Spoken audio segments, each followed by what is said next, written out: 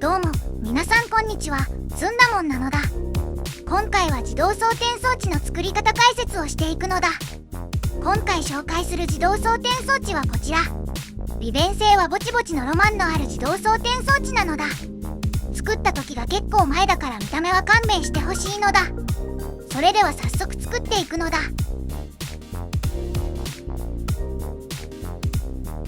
まずブロックを設置して5マス開けたところにも設置するのだ。設置したらコンパクトロボティックピボットを両サイドに設置。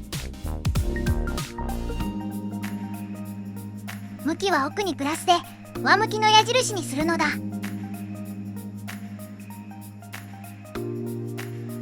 そしてピボットから隣のピボットまで延長させてマージするのだ。マージさせ終わったら余分なところを削除して両サイドのピボットから正面に9マス延長させるのだ。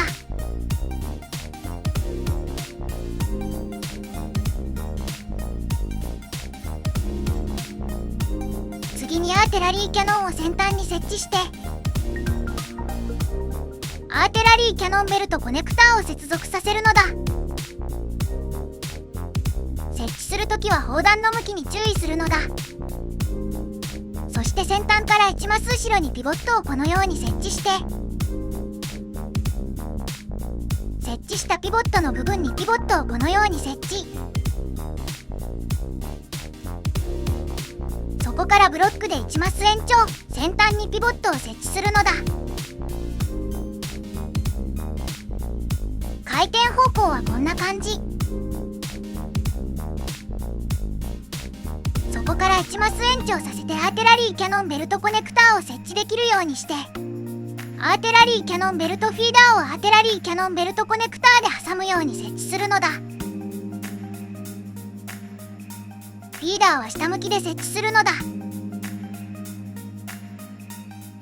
そしたら横に6マス延長させて余分なところを削除するのだ。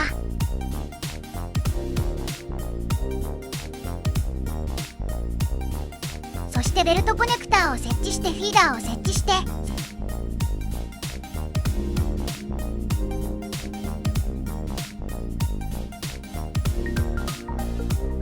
スロットルレバーとプッシュボタンを設置したら機構は完成なのだ。次に回路なのだ。コンスタントナンバーを2つとニューメリカルスイッチボックス3つコンデンサーとディレイをそれぞれ1つ設置するのだ。まずプッシュボタンとコンデンサーに接続プッシュボタンとディレイに接続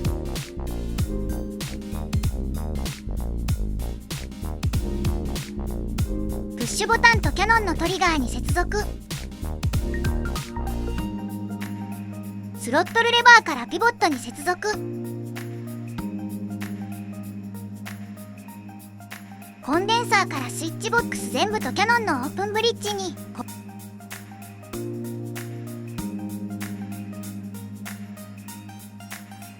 左の方のフィーダーにも接続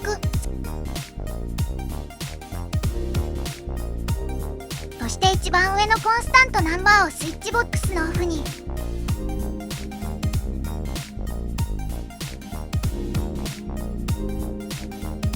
一番下のスイッチボックスのオンに接続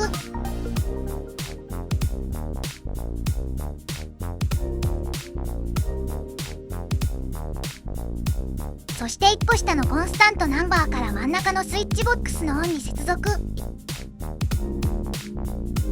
一番上のスイッチボックスからこの視点から見て一番左のピボットに接続真ん中のスイッチボックスから真ん中のピボットに接続一番下のスイッチボックスから一番右のピボットに接続そして最後にディレイから一番右のフィーダーに接続これで回路は終わりなのだ。次に設定なのだ。一番上のコンスタントナンバーにはマイナス1その下のコンスタントナンバーには1コンデンサーには上が 0.0 で下が 2.1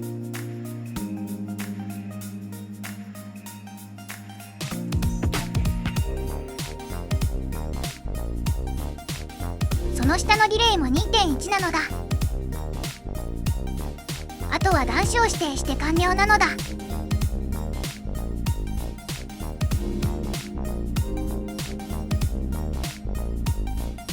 完成なのだ。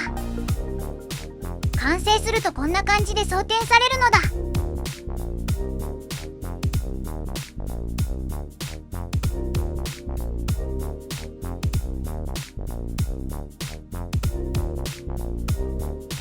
ということで今回はここまで。